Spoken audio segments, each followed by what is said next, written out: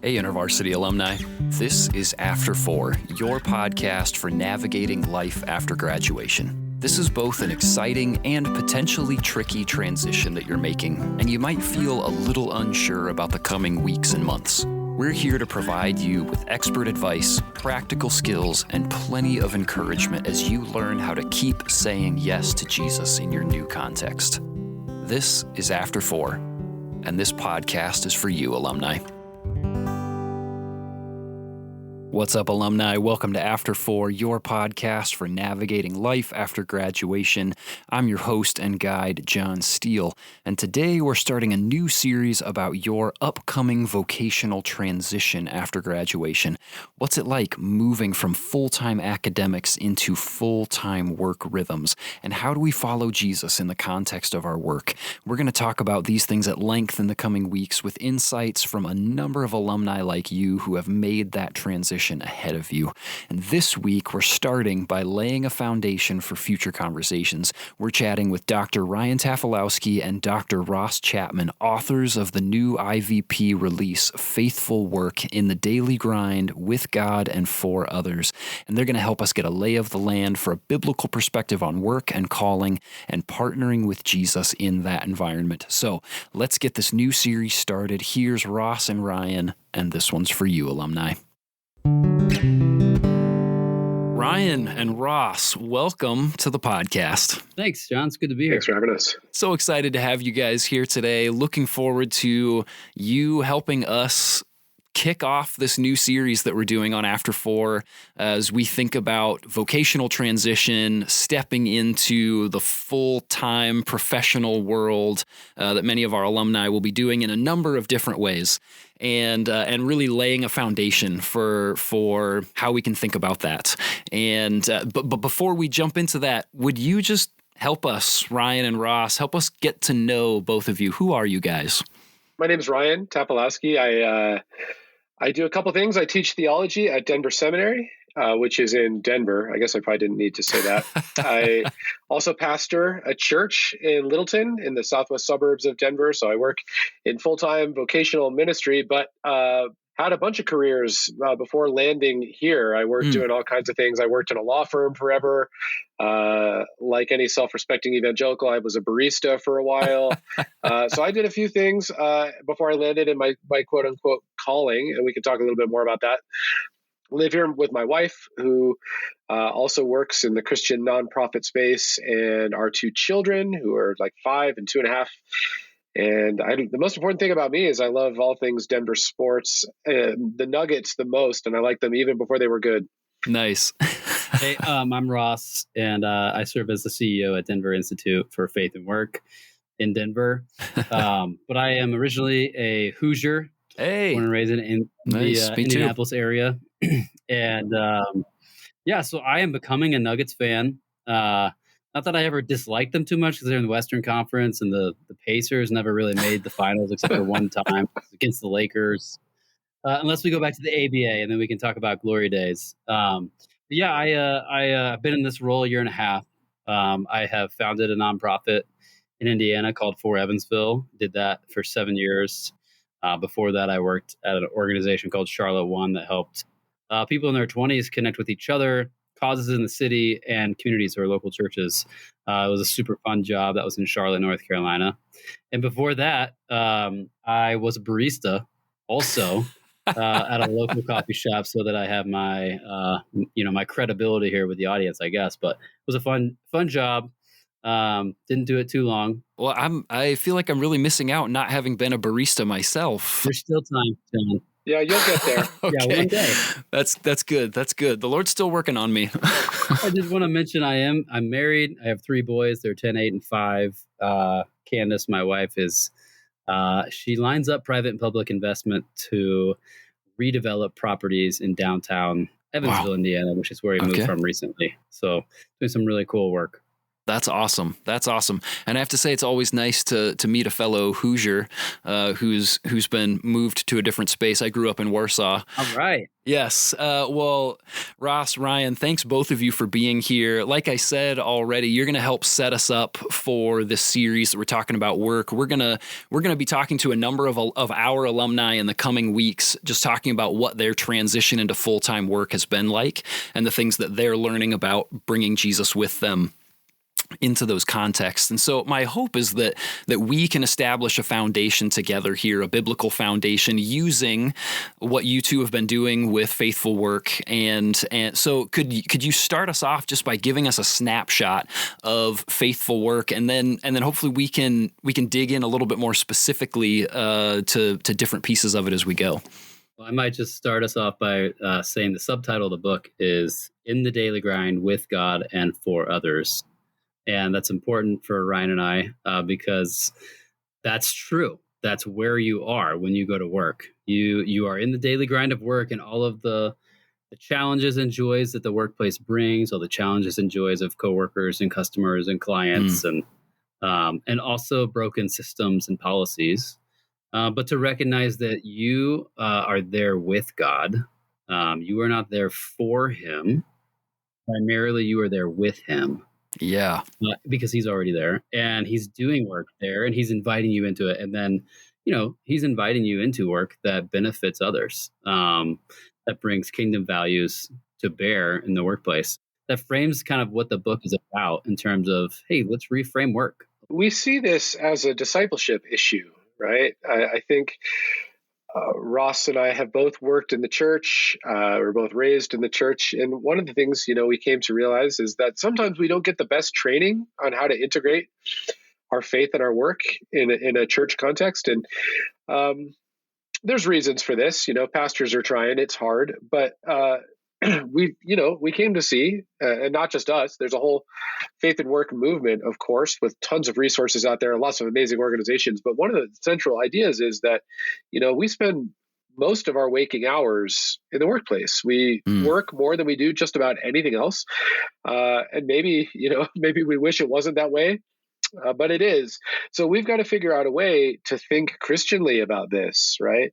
And so one of the things the book is trying to do is to sort of get people to think twice about this dichotomy that we've all assumed, that there's work that quote unquote matters to God, right? You could be a pastor, or you could be some sort of emergency relief worker, or you could be a missionary if you're really spiritual. And then there's work that everybody else does, right? And the whole point of working there is so that you can make money and give it to church so that there can be gospel work being done. And that's not to say that the work of pastors and missionaries and relief workers doesn't matter. It's just to say that God is interested in all kinds of work and is pursuing His purposes of reconciling all things to Himself through all these different industries. Now, that doesn't mean it's easy or it's straightforward, but there are resources in the Christian faith that can help us there. So the book is just aimed to introduce us to those, which is to get us to see how the gospel should motivate our work and spur us on towards love of neighbor and love of the places where we are. Why does it matter, especially for our audience who is making the transition from the school rhythms, whether they were an undergrad student or if they were a grad student, either way, moving into the professional world full time at that phase of life in particular? Why does it matter? Why is it important for us to consider the way that we are thinking about work as we start to establish those rhythms?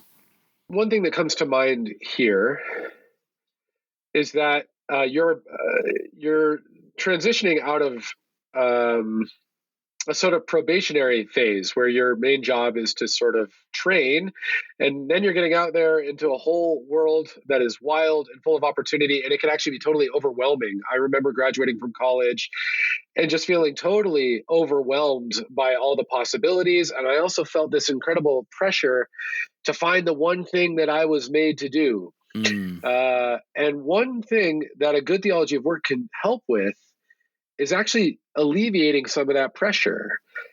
if it is true that God is at work in every industry, and if it is true that God is using his people in every field, and if it is true that you can partner with the work that God is already doing in all these different workplaces, then that sort of eases that burden of having to find the one thing that I was made to do.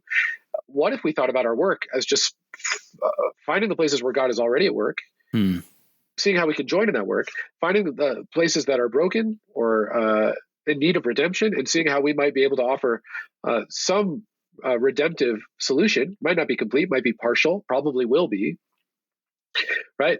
But it's more a matter of finding ourselves in a grand plot that's already unfolding, rather than having to sort of create our own life trajectory, which I think places a lot of undue pressure on students who are just getting out into the workforce. Yeah, that's great, Ryan. I would just also add, you've been working your whole life up to this point to like get to this job you're supposed to have. It's supposed to be this amazing experience, and you have worked hard to do it, and you've hopefully had fun on the way and made some great friendships, and now it's like, all right, I'm gonna go do this thing. And I think it's so encouraging and relieving to know, actually, I can join with God in whatever he's doing, wherever that opportunity opens up. It may not be the right fit right away. It may be work you don't love doing. The other factor about work is, since we spend so much time there, it actually becomes the primary arena for discipleship.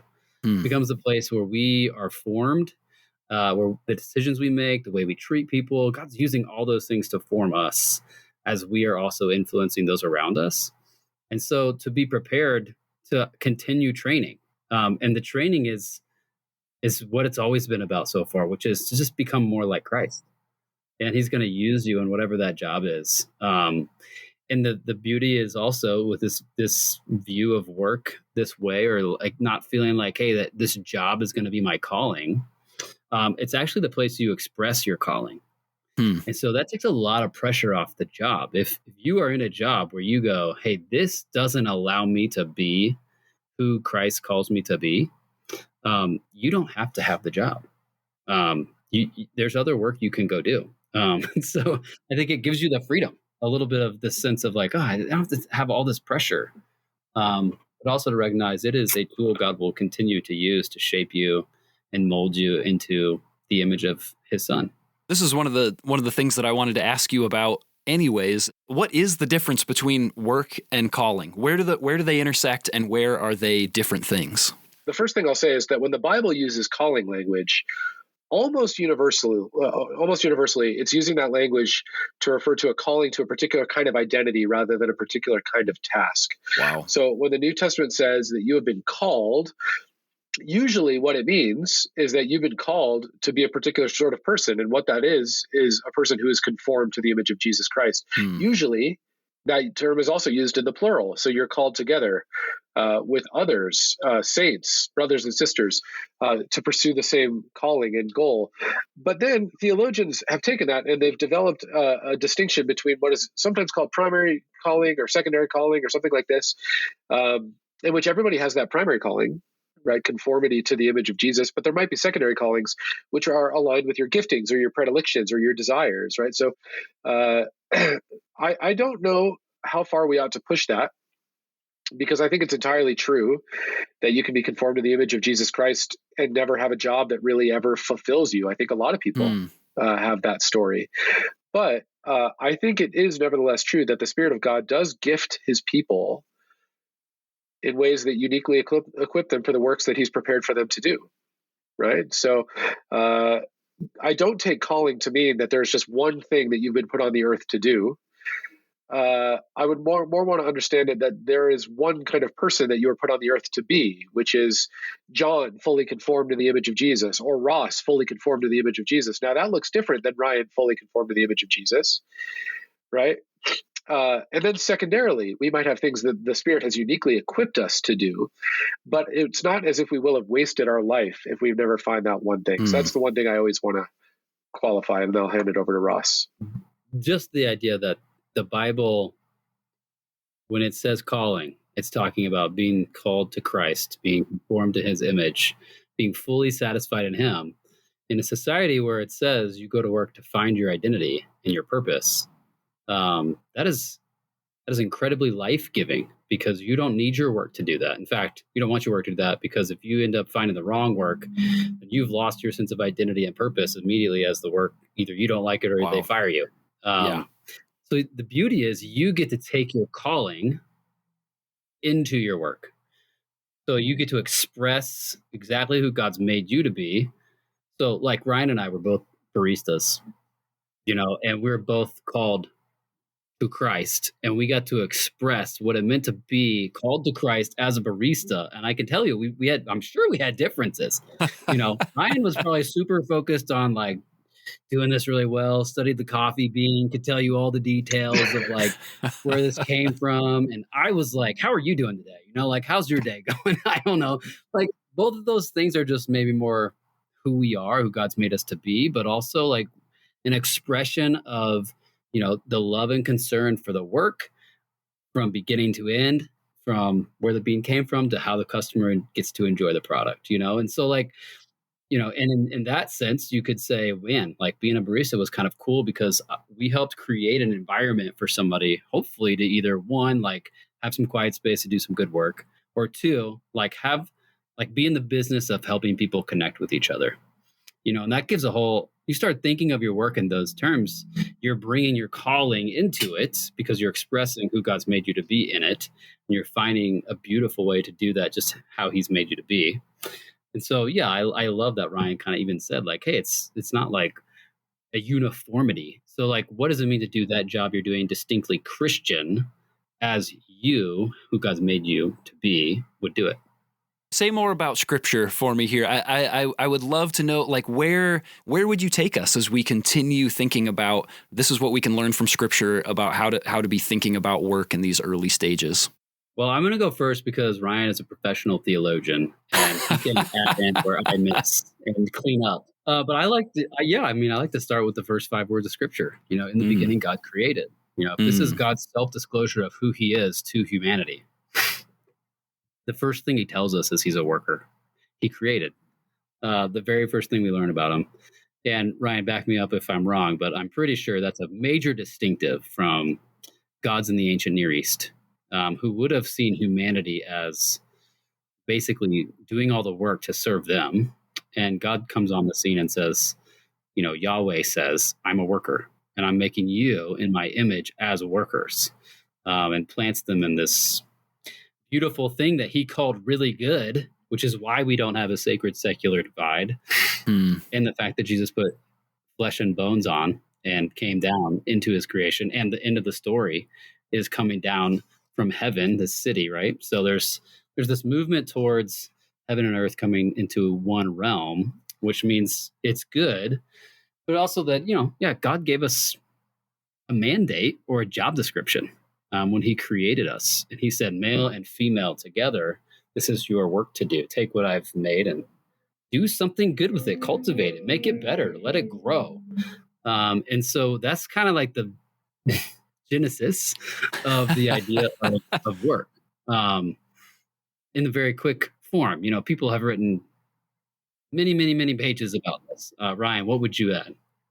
Well, just to piggyback on what you said, Ross, that's absolutely right. If you read other ancient Near Eastern cosmologies or accounts of the origin of the world, universally, you're going to see that humans are created to be slaves of the gods, right? There's a very famous Babylonian text called the Enuma Elish, in which the gods are sitting around and they're depicted as digging irrigation trenches. And so they're out there in the hot sun, they're digging these trenches to irrigate their fields, and they say, man, this is brutal. I hate this. Our backs are breaking from all this work, they say. Let's create humans to do this work for us. And so they do. And then so humans have to dig the irrigation trenches, and then they cultivate the fields, and then they bring the sacrifices to the gods who are just laying around, right? And so the biblical account is worlds apart. What you've got is Yahweh. Not only does he work, but he creates humans as his vice regents, right? He says to them, I have this good work to do to cultivate this beautiful place that I've made, this place that is good, suitable for flourishing and thriving, and I share it with you, right? You enter into my work not as a slave, but as a co-laborer, which is an incredibly different vision, right? Where work has some sort of inherent purpose and dignity because it's something that God does. Now, I want to be clear, like, it doesn't mean that our work is salvific, right? That our work saves us or anybody else or saves the world. It's not that, right? The work of Jesus saves the world. But God has nevertheless made a world that is good, full of potential, latent possibilities, and he's given human beings these incredible capacities to engage with their world creatively in a way that appears to be unique among the animals. So that's what I would add. Wow.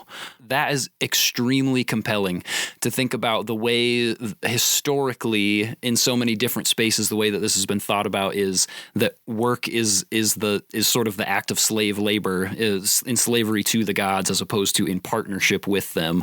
It even makes the task that God gave to Adam of naming the animals feel like, I mean, these are labels that are going to be slapped onto these things like for the rest of humanity here and translated and changed for sure. But like you get to give these things names, this very meaningful, important thing that he would give him that job, that feels like a really significant step of partnership, like you said, as opposed to I'm tired of this. It's your turn. Get to work, please. Yeah, it's so good. It's just it's a radically different vision. It's not like God saying, "Hey, I've already summoned up all these animals, and I'm kind of tired. Why don't you do it?" It's more of God sharing His world with creatures at tremendous risk. We should add too, right? Humans don't do a great job of this. It goes great for 2 pages. Yeah, right. Right. It's like it's like your parents giving the keys to a sports car to their kids and being like, have a great time. And the kid hits a bunch of trash cans like on the block before even getting out onto a major road. But that's what this God is like. He is unrelenting in his insistence that he shares his life with creatures. Yeah. And the story continues with a theology of work. You can, continue to trace the theme of work. The next part is, work now gets more complicated after humanity decides, I want to do my own thing with that sports car that you gave me. But, that means not that work is cursed itself, but that it's harder and it's more toilsome. It doesn't produce the same kind of fruit that it would have. Even the best of intentions now have consequences that we didn't really want and that actually produce harm in the world. And we also need to add that, the New Testament also claims that for those who are in Christ, the Spirit of God has poured out, right? Meaning that the Spirit has opened up new vistas and new possibilities for God's people to join redemptively in the work that God is doing to reconcile all things to himself. Now, that doesn't mean that we don't do those things under those same conditions that Ross just described, where things are complicated, where we're beset by futility and frustration in our work. But what is it that Paul means when he says, the Spirit of God dwells in you, right? Part of what he's claiming is that you guys, y'all, the church, individual believers, you're outposts of the new creation, right? So what does that mean? Well, you're a school teacher. You might not be able to control what your school district teaches at the curriculum level. You might not be able to control every development culturally. There might be things going on there that you think are profoundly broken. But your classroom can be an outpost of the new creation, right? It can be a place where things are on earth like they are in heaven. Maybe not perfectly, but your cubicle can be an outpost of the new creation, right? Any small territory where the Spirit is reclaiming through the work of the saints can be an outpost of the new creation, right? So that ties together chapters 3 and 4 of that great narrative, right? Redemption and consummation. We work in the power of the Spirit, looking forward to when God is actually going to restore all these broken structures. I really love that being outposts of this new creation, outposts of salvation, of the coming kingdom, and help me think like practically. What does that like? How do we invite people to take practical steps into that? Like those feel like things that are like, I can totally get behind that. I love that. I am an outpost for these things. And then I go to work that first day and I'm starting at the absolute bottom. I have no clout. Nobody knows me or trusts me. So when I'm a nobody starting off at this company or in this school or whatever it might be, how do I start taking steps in that direction of purposefully partnering with Jesus in that work as that outpost? Yeah, but I think that's the key question, John. I think that is really important. And I think it's important to say, like, you have creative imagination and capacity that God's given you, and He has strategically placed you there. So I think on day one, your job is, how do I do this with the most competence that I can? Hmm. Because that's kind of a rare commodity today. But that would be doing it if you were working for the Lord and not for the boss or the company or even yourself. How would you do the tasks? And you would want to do them with excellence and with competency. And I think as you do that, if you begin to notice, man, everybody in my office seems to talk to this one person really in a condescending way. I'm not going to do that, because that's not who I am. That's not what Jesus would do. And so you're going to start to identify things like that pop up throughout your day, or you might be in a spreadsheet and you might go, that formula is, not exactly right. It's kind of benefiting the company in a way that's disadvantaging the customer, and the customer is never going to know about it. And it could be that minuscule. You're going to be faced with the decision of, like, okay, like, that might be brokenness. How do I want to approach this? But I think those are the kinds of things that, I would say, journal about that, write it down. People need to know the answer to this question, like, pass this on to the next Christian that you come in contact with in your industry. Like, hey, I've got some notes I'd love to hear what you've done here. I'd love to learn from you on this. And those kinds of things, becoming regular practices would be, some encouragement to you. One more thing you might consider doing is, maybe a cheesy word, but like workplace liturgies. So if you're thinking about on day one, this workplace is going to begin to form me, but there's something I can do here as an active agent. And so, find an appropriate time, or maybe it's even like a minute long thing, or it's a post-it note on somewhere that just reminds you, I'm with God in the daily grind for others. Or maybe it's a verse, or maybe it's, just taking a 5-minute break before lunch and just getting quiet, and maybe building into a rhythm. Like, before I go talk to my boss, I'm going to say a prayer for him or her, right? Just in my head, just 30 seconds or less. Just start finding opportunities like that can be practices that you can start going, if this place is going to shape me, I'm going to build in some things that I want it to shape me in a certain way. It can be these small, consistent practices or a daily liturgy of reminding, like, I am being formed here. And what does it look like for me to partner with Jesus in that formation on purpose? And I love it that it can be some of those simple practices that can then launch us into other things.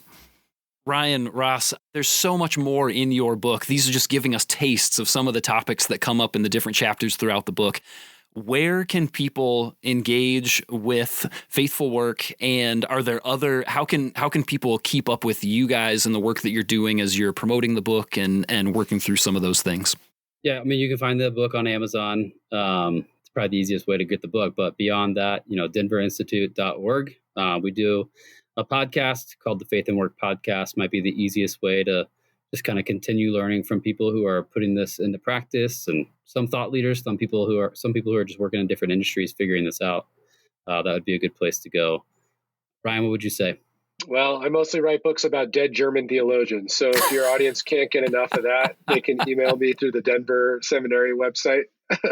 But it is true. I'm collaborating with a colleague here at the seminary, Dr. David Bushart. We're writing a book that is slated for release with IVP Academic next year, which is also a theology of work. But it's considering the ways that finitude and fallenness and sin impact our experience of work. So it's considerably darker and less rosy than Faithful Work. So read it when you're in a good mood, and it'll bring you down, and then you can read Faithful Work to bring you back up. And I will say, for alumni in particular, you can find the book at IVP and use your alumni discount. So make sure you take advantage of that.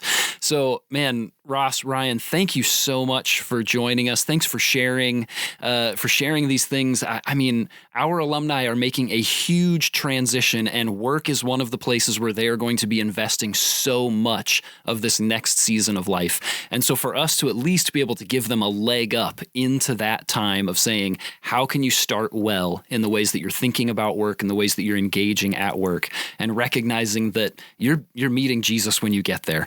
You're not convincing him to come with you. I just think that is so vital for our alumni to be able to hear these things from you guys as they get started in this massive transition. So thanks so much for making this investment in our alumni. I'm really grateful for both of you. Great to be here. Thanks for having us. Okay, a couple takeaways to consider from this conversation. We'll say they're guidelines for framing the way you think about the work you're doing after graduation.